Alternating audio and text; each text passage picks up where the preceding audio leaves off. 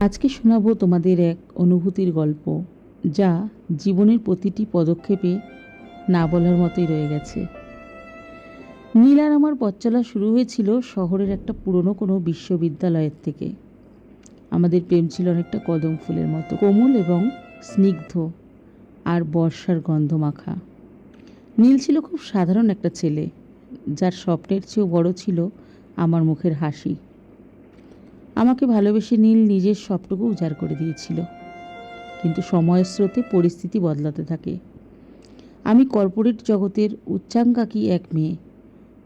আমার জীবনের লক্ষ্য ছিল বহুদূর বিদেশ পাড়ি দেওয়া, আর নীলের পৃথিবীটা ছিল ছিমছাম, এই শহরের অলিগলি আর বইয়ের পাতায় ঘেরা। আমার উচ্চাঙ্ক্ষা আর নীলের ভালোবাসার মাঝখানে তৈরি হতে লাগলো এক অদৃশ্য দেওয়াল। একদিন আমি এক আন্তর্জাতিক সম্মেলনে যোগ দেওয়ার সুযোগ পেয়ে বিদেশে চলে যাওয়ার সিদ্ধান্ত নিলাম। নীল জানতো এই সুযোগ আমার কেরিয়ারের জন্য কতটা জরুরি। সে আমাকে আটকাতে পারল না, কারণ ভালোবাসার কাছে নিজের স্বার্থপরতা বিসর্জন দেওয়াটাই ছিল তার কাছে সবচেয়ে বড় দায়িত্ব।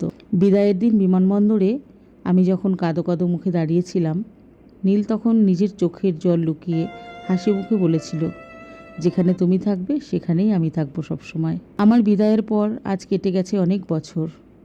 আমি এখন বিদেশের মাটিতে সফল এক কেরিয়ারের অধিকারী।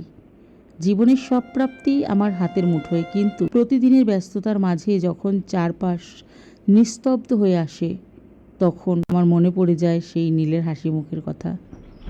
আমি সব কিছু জিতেছি, কিন্তু নীলের মতো এত নিঃস্বার্থ ভালোবাসার কাছে যে নিজেই একসময় হেরে গেছি।